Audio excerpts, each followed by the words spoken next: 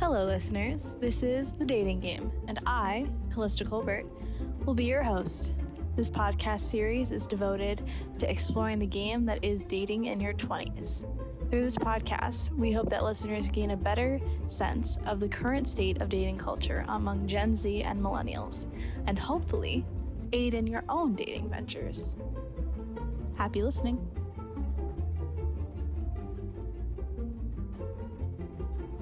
Research has shown that Gen Z's attitudes towards dating and sex have evolved from the generations before them.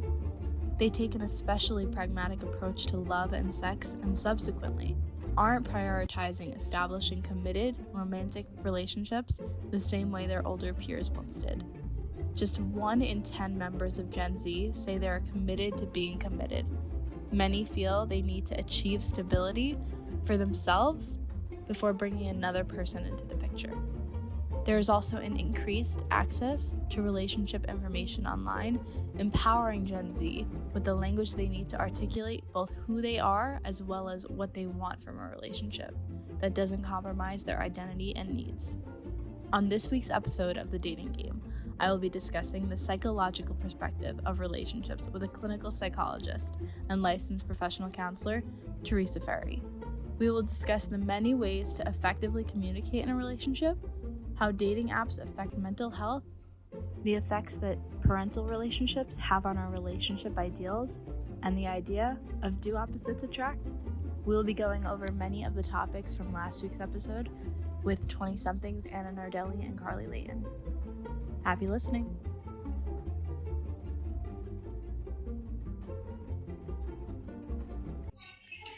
So thank you for coming. So what would you say your overall opinions of dating in 2020 are? Well, I think dating is just as awful in 2020 as it was in the 1980s. I don't think it ever gets any better or any easier. Dating's difficult. Yeah. So, according to a study, 74% of millennials and Gen Zers use dating apps. How do you think that these apps are impacting mental health? I think people get excited because they think they have so many more opportunities through these dating apps. But what's happening with these apps, it's attracting people that are having trouble finding compatibility for a reason. So you have a very big range of people that you would not want to date if you met them face to face. So that statistically eliminates quite a few. Then you have people that are getting so much attention that they don't want to settle for one person. They lost sight of what the whole purpose was, to find someone, and it's almost addictive to look online, to look every day. Yeah. People are actually, it's almost like how your phone is addictive, checking to see if somebody emailed you, if somebody winked at you, whatever the site's method is, becomes addictive. And your self-esteem is tied into it. Your mood becomes tied into it, that you're actually happy if you have an email from somebody, even if it's someone you're not interested in, or you're unhappy that there are no emails that day. Yeah. A lot of people my age I know use it not even as a dating app, but like they'll put it on their TVs and just swipe and have their friends rate everybody, almost like a game kind of. Do you think that that's like an issue? Should we not be doing that? I don't think the mental health ramifications are as significant for a younger population as it is for an older population. I do think the younger population is kind of just putting themselves out there. They're having fun. They're not taking it as seriously. The older population goes on there, and that's when I think it becomes more significant. But I don't think, you shouldn't write things to people and, set people up to get disappointed or pretend to be somebody you're not. That's all hurtful no matter what the age. But if they don't know that you're looking at them and rating them, ignorance is bliss. Yeah, that's true. So, when talking to my friends, I found that a lot of people in their 20s have commitment issues. What do you think causes these issues in people in their 20s and beyond? Um, well, I think with the divorce rate being so high, people are more afraid to commit than ever. And people in their 20s have parents in their upper 40s and low 50s. And that population, there's more divorce than ever. Mm-hmm. In the past, by the time you got to that age, if you were still married, you were in it for the long haul. And now there's less of that. There's more cheating than ever. And I think it's making the younger generation question if they want to be vulnerable. Do you think that it's easier to cheat in today's society, or do you think it was easier to cheat back then? No, it's a million times easier to cheat today because you have people at your fingertips that want to cheat. That's true. I mean, when this didn't exist, you had to go out and meet somebody in a bar, and you could still cheat, but you have an opportunity to screen people now, and talk to them first before anything. So the cheating is not about a one-night stand anymore. Now it's about you're having extra relationships with people because you have an opportunity to get friendly before you even.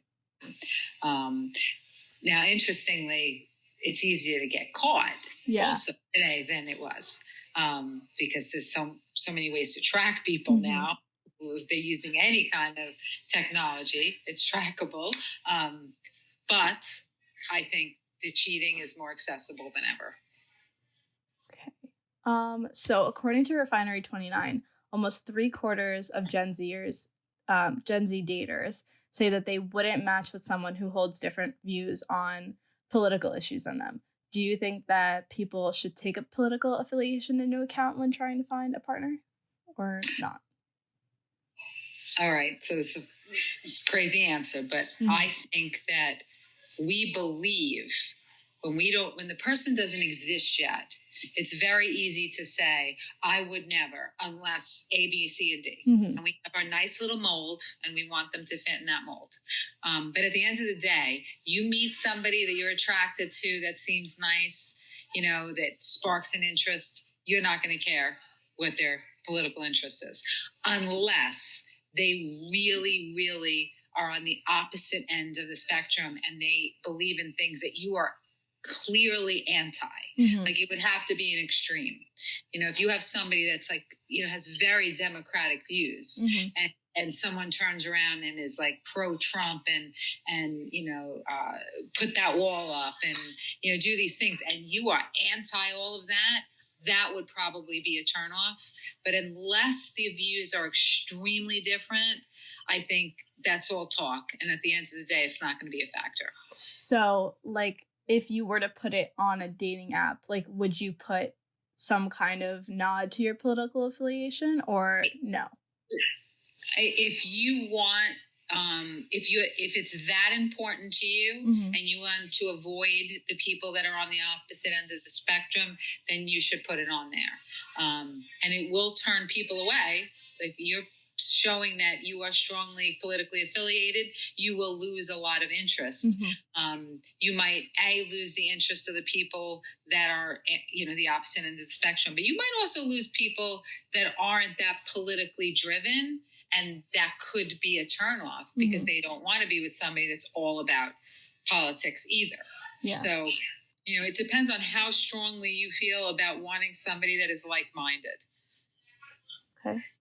So do you think that like-mindedness is important or not necessarily? Oh, it's 100% important. Okay. Not where you have to have 100% the same political views, but I've done a lot of research on this actually, and especially when I teach social psych and understanding self and others. And the research does say opposites attract, similarity is glue. Interesting. People want to to experience life with somebody that is for the most part, like-minded. You want to be able to say, isn't this awful? And that person says, yes, it is. Not, Gotcha. well, I don't think so.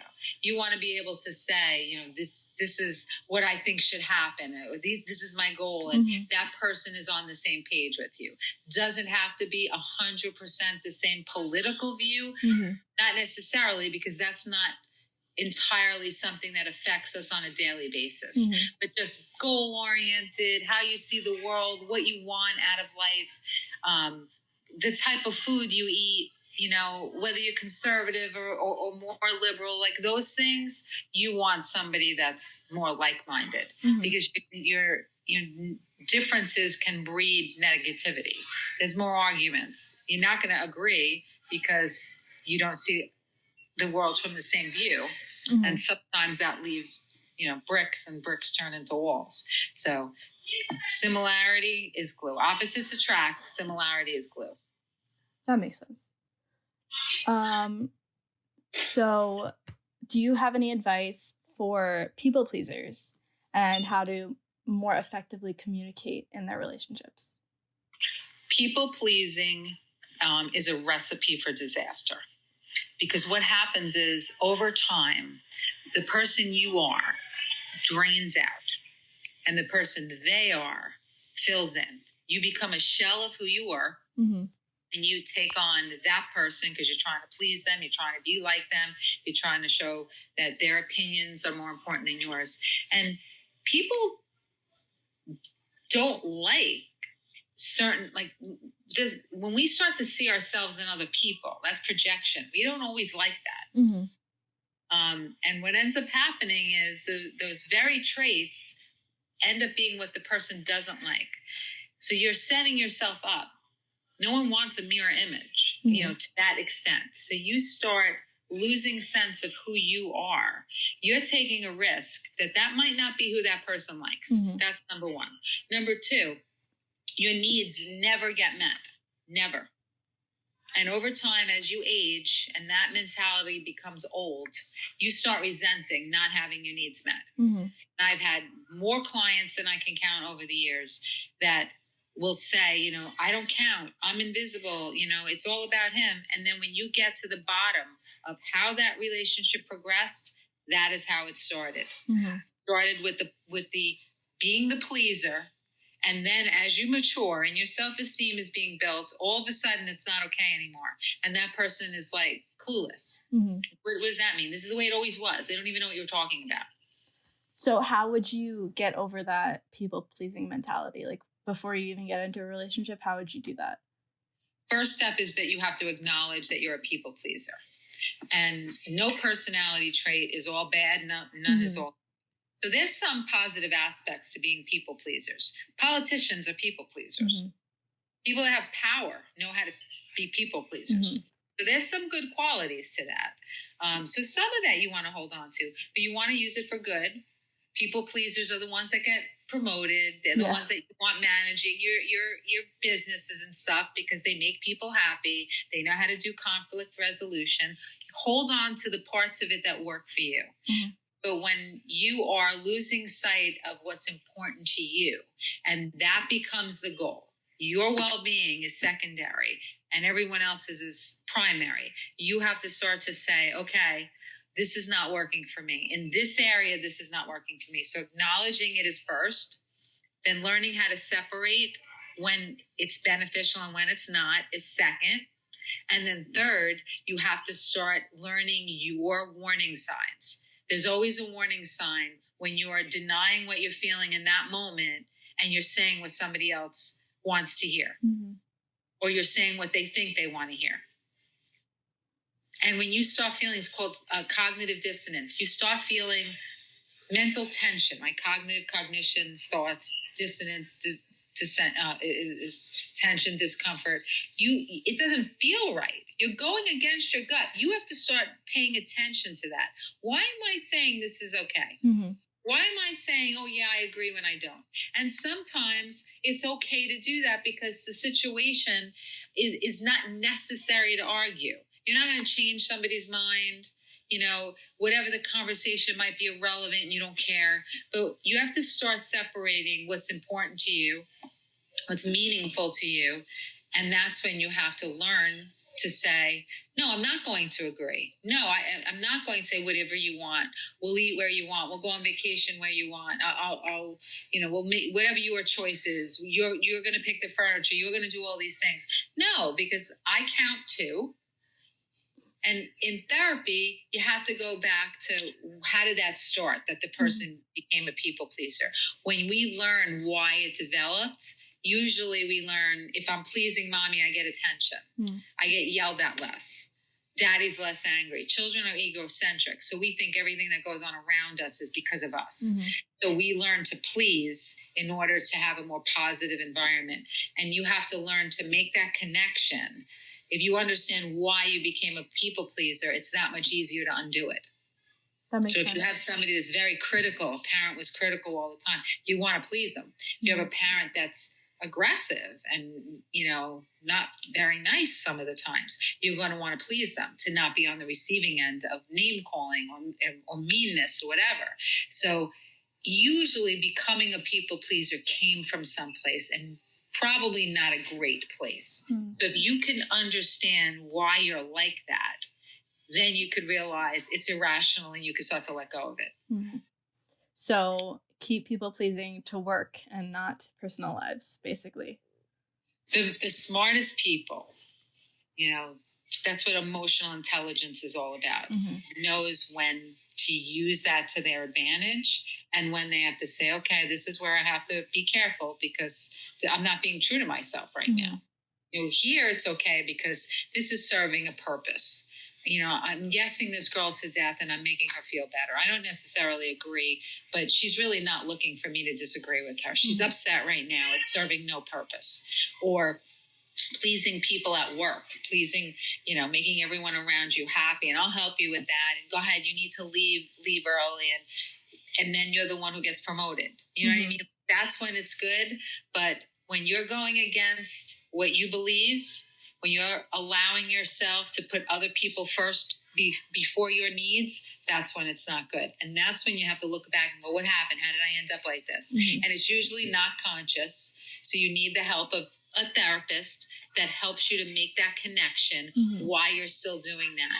And then you learn, I don't have to do that anymore. I'm not that child that needs to please so I don't get hit or I don't get called a name or I don't get ignored, or I don't get teased or whatever. I'm not that kid anymore. I don't have to be the people pleaser.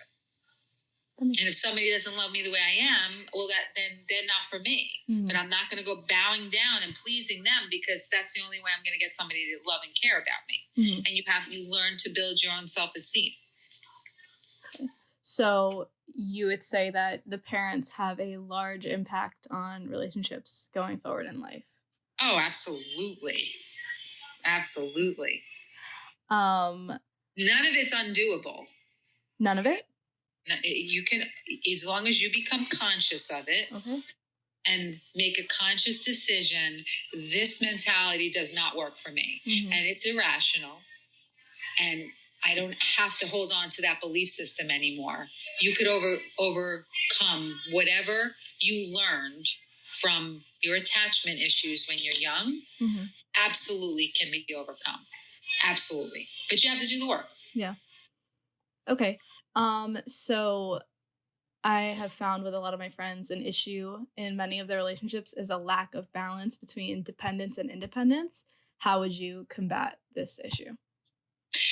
Well, when you say your friends, you're talking college age friends? Yeah, for the most part. A little bit older. That's actually age appropriate. And because I teach, one of the courses I teach is psychoadolescence and emerging adult. So emerging adults are like 18 to 24, 25, right? Because your brain's not done developing yet. So they invented a new age group because we thought it was done years prior. It's not, right? So cognitively, you're still, you're still limited to a point, right? So that's emerging adult. And one of the trends in research across cultures, people your age report, they struggle feeling it's called the age of in-between, where You want your independence. You want to be treated like an adult. You want to feel like an adult, but you really don't yet. Mm-hmm. You don't. You still run to mom and dad if you have a problem. You still want help when you need it. You still want people to tell you what to do to a point. But then you also want to strive for your independence, and you're mad that you still have to live at home, Mm-hmm. but you don't really want the responsibility either. And it becomes this battle of, am I ready for independence? Even though I want it, but I still want to be taken care of too. So they call it that age of in between. So feeling that draw between two is cognitively appropriate for your age group. So it makes sense that that's how people feel, because that's what the research shows. So do you think that like moving out and going to college, like living alone, do you think that would help this issue, or do you think that makes it harder? Dorming, Mm-hmm. which is why colleges, take advantage a lot with how expensive dorming is because that's that first step, that you're away from home, yet you're not alone. Mm-hmm. I mean, there's RAs and there's, the resident director, and there's rules, and, you're in a dorm that's on a campus, and it's sheltered. And so you're not really on your own yet. Mm-hmm. Mom and dad are still phone calls away. There's still connections. You're not really financially responsible yet. And but it's a stepping stone. Mm-hmm. And that stepping stone is a perfect progression to independence, to becoming independent. But when people like move out prematurely, usually they struggle. If they're like living by themselves, Mm-hmm. they a place to rent to go to school, or they moved out to get a job or whatever. The research shows they do struggle. They feel lost. There's more depression rates. There's more anxiety, because then they're just not ready for it yet. Mm-hmm. We are aging at a much slower rate. You guys, much slower rate than my generation and above did. What do you think is causing that lack of... Parents coddle. You think it's coddling? Hell yeah. What is making parents coddle so much more now? Say that again? What is making parents coddle so much more now than they did previously? I think just, more knowledge about, the effects that tougher parenting has on kids. Mm-hmm. People are more educated now than ever before, and education leads to more emotional concern. Parents shifted from authoritarian. Mm-hmm. Authoritative. No. Authoritarian was right the first time. I was getting backwards. Authoritarian parenting is my way or the highway. I'm the boss. You don't like it, get out. We're authoritative. There's boundaries and there's rules, but a lot of love, a lot of emotion. So I'm telling you no because of this. Mm-hmm. You're not old enough yet. It's dangerous. I don't feel comfortable saying yes to that. That's why I can't let you go. But I'll do something else with you in place of that. I know you're upset. You can't go. But I'll make it up to you. Where the older mentality was authoritarian, which is too bad. It's my house, my rules. Yeah. It's what it is. So we've shifted just based on knowledge, understanding, higher rates of education. We've shifted how we parent. And, we went through the phase of, the age of the brat. The kids are allowed to act out. Kids are allowed to, speak in a way that an older generation was never allowed to do. And we're quicker to make decisions, and I'll take care of that. And how dare you talk to my kid that way? And my kid deserves this. And kids learn to rely more on the parents. So when do you think the switch happened? Like what decade would you say? Oh, that's a good question. It certainly wouldn't be. I would say people now that are in their 30s, that's when it started. Gotcha. So the early 90s kind of? Yeah. Yeah. I think so. So millennials, basically. Mm-hmm. Okay. So there's a pretty common theme in dating now where if you don't like someone after a date or after a couple messages, you ghost them. How do you feel about this method of ending relationships?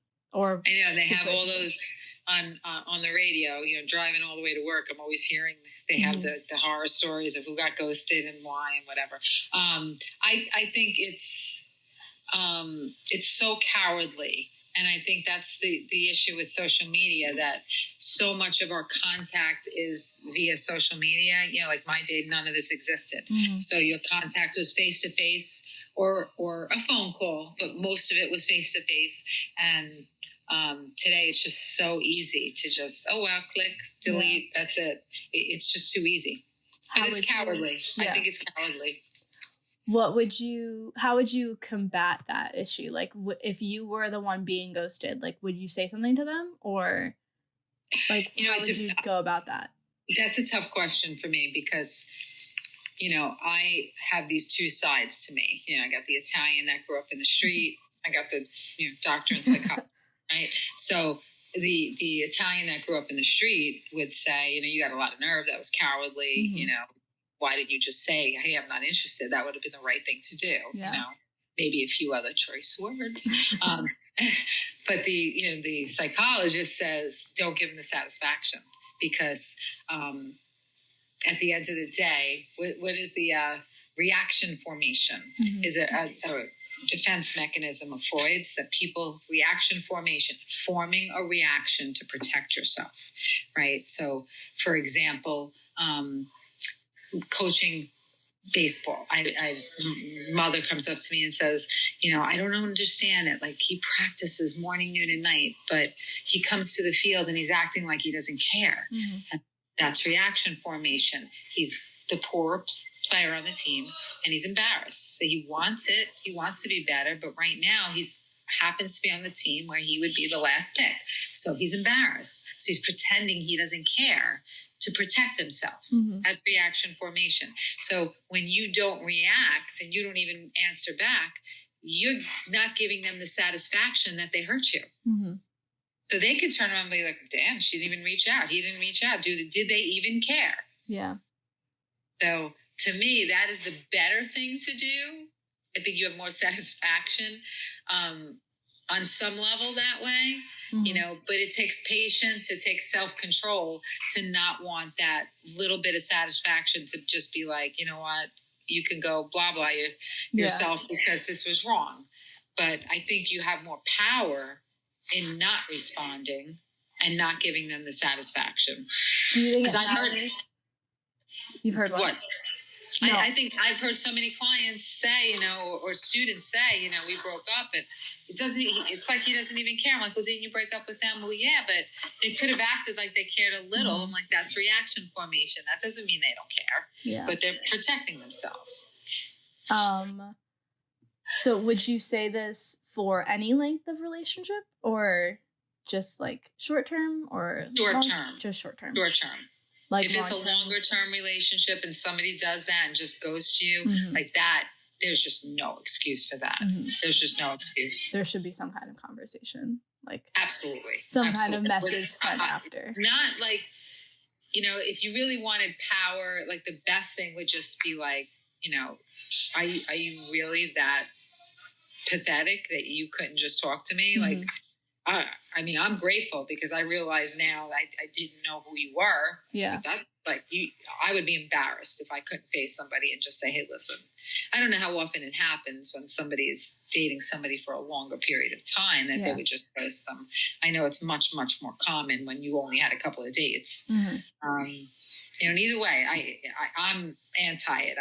Again, what is it to see? I'm not a fan of doing it on in a text either, but it's a lot better than just being, a coward and not even, reaching out and just saying, I'm sorry, I'm just, I don't want to date you anymore. Like, it's all you got to do. Yeah. Just a quick little message. If you're that, be an adult. That's it. Something. Phone call even is better than nothing.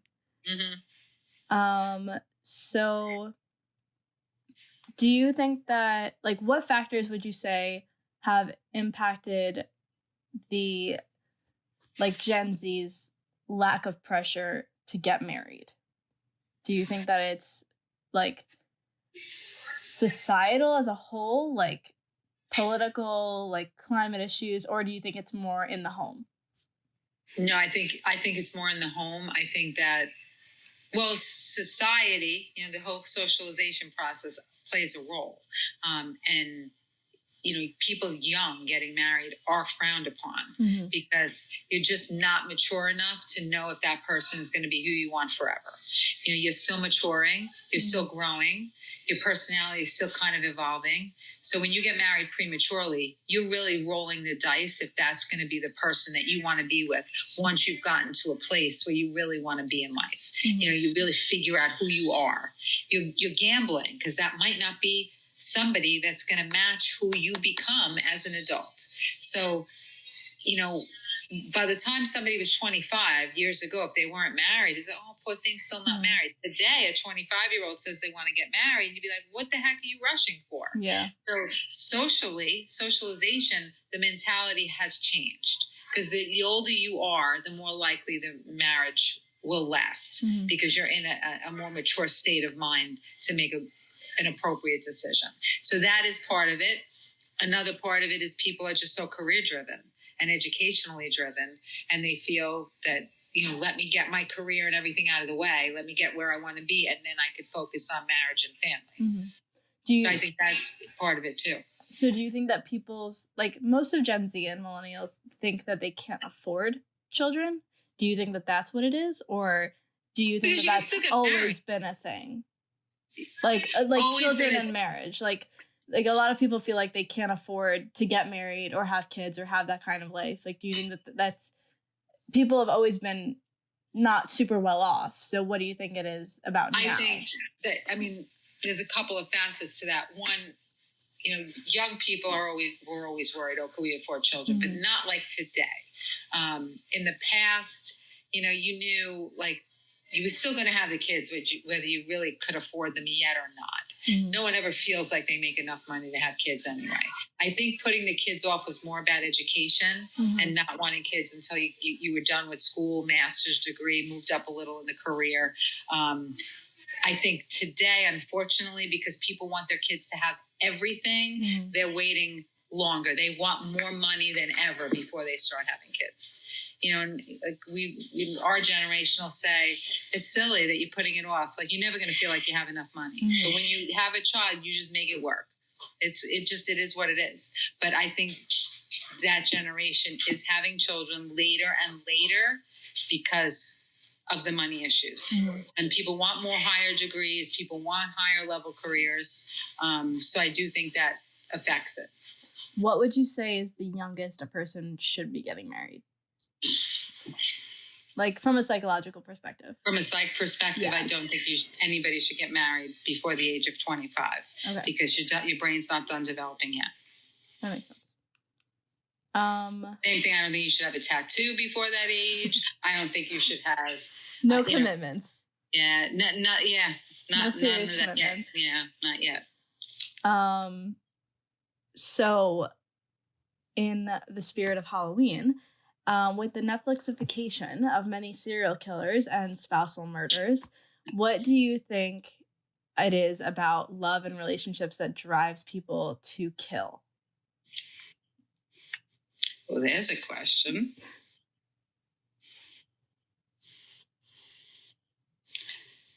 Say it once more. So, do you think that there's a correlation between love and murder? Or do you think it's more of just mental illness as a factor? Or do you think it's all of the above? No, I think if you are mentally unstable, love can absolutely drive you mad and it can make anyone that is unhealthy capable of the unthinkable. Because if you are mentally unstable and you are, suffering with somebody wanting to leave you or loss, whatever, you think you can't live without them, it can happen. I don't know if I don't know if I believe it happens more now than in the past. Yeah, no. It's just that, like, there have been a lot of Netflix specials and a lot of movies about it lately, at least. So people are, I know one of my friends was wondering, she was the one that asked this question. She wanted to know. But yeah, absolutely. Because being in love with someone is one of the most painful things to endure. Like, you're vulnerable. Love and vulnerability go hand in hand. So your mental health even a healthy person, is sometimes in the hands of someone else when you're in love with them. No matter how strong or healthy of a person you are, you break up with somebody that you're in love with, you're going to suffer. You're going to be in pain. There's no escaping that. Mm-hmm. So now take somebody who is mentally unstable, and of course there could be a connection there, and that could be the driving force to make someone do the unthinkable. Mm-hmm. So, not necessarily related to this, but do you think that people should get their mental health in check prior to getting into a relationship, or just be constantly working on it no matter what? Well, I don't think that will ever happen, that somebody's going to, worry about their mental health. Most people are oblivious to what mental health state they're in anyway. Yeah. And I, as a therapist, I think everyone should always be a work in progress. Mm-hmm. We should never want to stop learning and growing and getting healthier. And that should be part of your journey in life. Mm-hmm. Since many people get their, especially young people who have never been in relationships before, get a lot of their ideas about relationships from the media, do you know of any good examples of relationships on TV or in movies?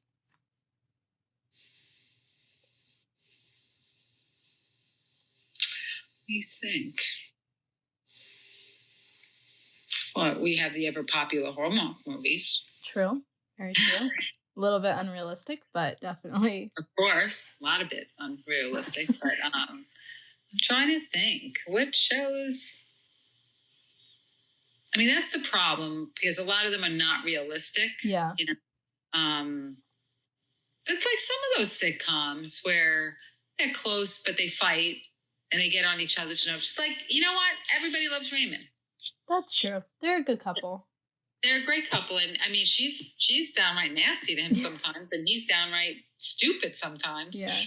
But it works because she accepts him with his stupidity and his nonsense, and he accepts her, nastiness, and they love each other, because that's the goal. The goal is you have to accept people, warts and all. You have to accept yourself, warts and all, and you got to accept other people, as long as the good outweighs the bad. Mm-hmm. That is the key. What would you say is the worst TV relationship or movie relationship, not to look up to? These are tough, because you ask these questions, it's hard to think. Yeah, think of something. Worst. There's a lot of bad ones for sure. I know a lot of people have been saying that Cam and Mitch from Modern Family are a lot more toxic than they had originally seen when they were younger watching the shows. I don't watch that. The older version of that show would be Married with Children, right? That would be a horrible relationship. Not a great relationship. Awful. He just constantly rejects her. He constantly makes her feel bad about herself. They have those moments where they, at the end of the day, they love each other, but not exactly expressed very well. I'm trying to. What else? Anybody think of? Because that's spark.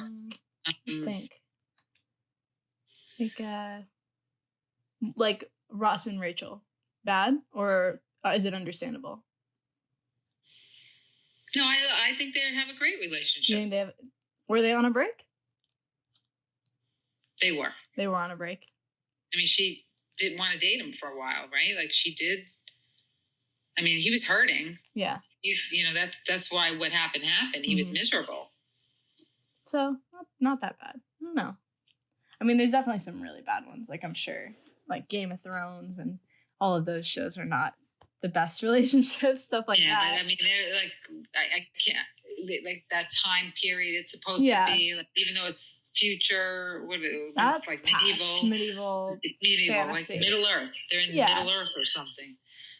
So it's any of the relationships that are the past, where the woman is subservient, even what was that dumbass show? 90210. Mm-hmm. Remember that show? The mom completely deferred to him. Yeah. Whenever I see a modern show where the woman is literally what's going to happen now when your father gets home? Mm-hmm. Oh my God, don't tell your father. Is he is he God? Like, what is that? Yeah. I don't like that. Or you can't make a decision unless, we have to see what your father says. Well, you had those children. You can't make that decision for yourself, So I don't like any couples on television that show the woman as being subservient to the man. I don't like that he's the decision maker. He's the disciplinarian. He's controlling the money. All those things make me crazy. So I recently heard about a situation where one of my friends, she had previously been dating this guy, and a bunch of people went out to dinner with the two of them, and he ordered her dinner for her and didn't even ask her what she wanted. How would you feel about that happening? Would you immediately break up, or would you have a conversation about that? I would want to know what the intention was. If he thought he was being romantic and he was ordering something expensive and he wanted me to have that, I would explain in the future though, that was really sweet of you, but not my preference. I know men are in a position where you don't know what to do. You can get somebody that, how dare he not pull the chair out for me? And you can get somebody else okay, my butt knows how to find the seat. I could do it with that. I do it all the time on my own.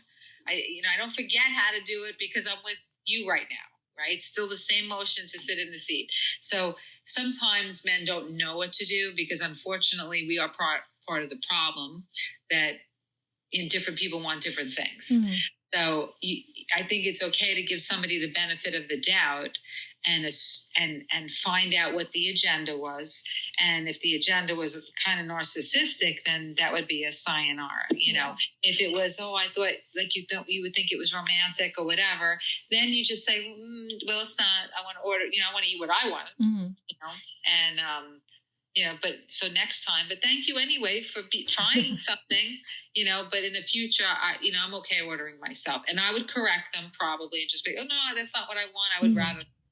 I think I would. I don't know. When I was younger, I might not have. Yeah. But now I would be like, whoa.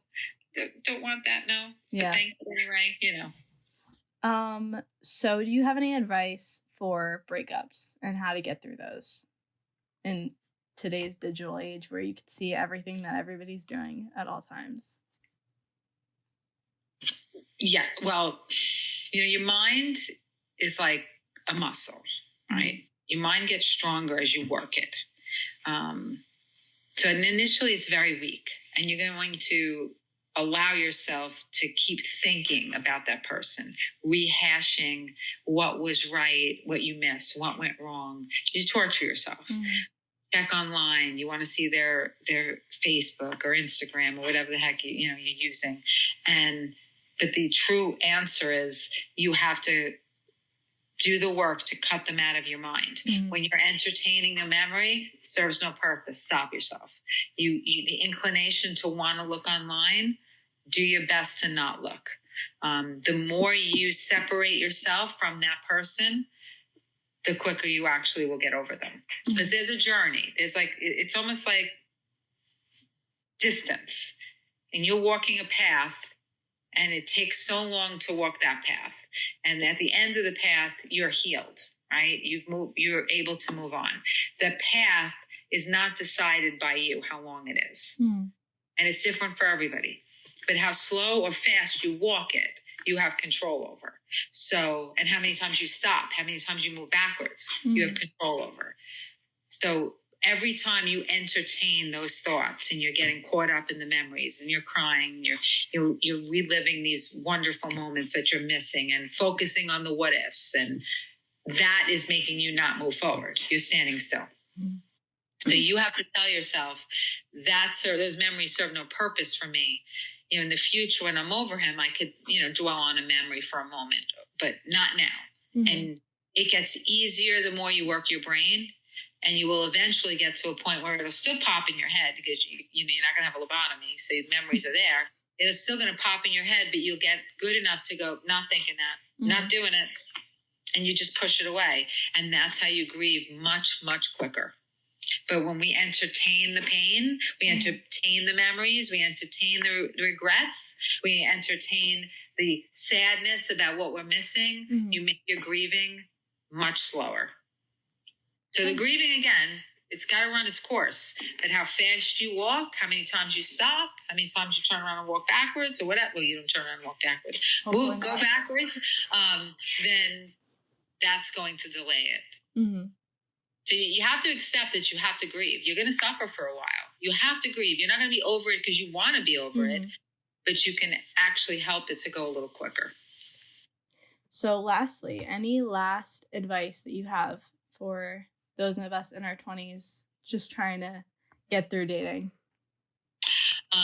Well, number one, get rid of the mold.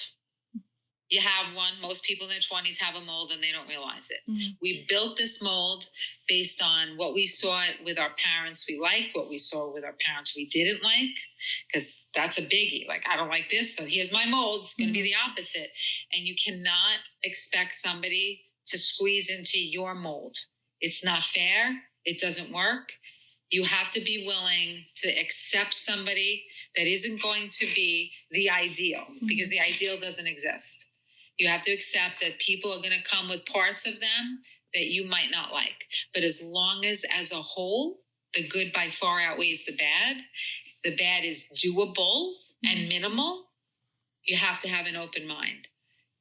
And you have to be willing to look at warning signs, because they're always there. You know, younger people date the same type of person and then get upset when it doesn't work out. It's like, that's not going to change. You're attracted to a certain type, but that type really isn't what you want. Mm-hmm. You have to start paying attention to what repeated mistakes you're making. When a relationship doesn't work out, don't be bitter. Don't think, well, I'm going to be more controlling or more whatever in the next relationship so I don't get hurt. Just learn from it. Mm-hmm. What could you have done differently? What were the warning signs that maybe you could have recognized earlier on that it wasn't the ideal situation, or that you were pushing that person away, or whatever the scenario was, and learn from it. So first, get rid of the mold, because no one wants to fit into someone else's mold. Mm-hmm. Number two, start to recognize, your own patterns of what works, what doesn't work, what could, be positive, what might not be. And learn from mistakes, learn from relationships that don't work out. Don't make them make you bitter and take on new negative behaviors. Use that to be a stronger person, a better partner in the next relationship. And then when you do that work, those failed relationships are going to make you perfect for the perfect person. Okay, well, thank you so much. This is all very, very helpful advice. Well, good. I'm glad.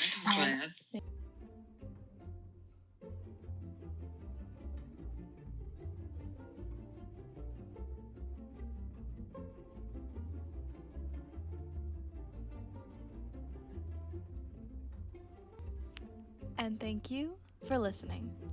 Next week's episode, we will be looking at the male perspective on dating to see if any of these ideas hold up, and to get their opinion on what dating really means to them.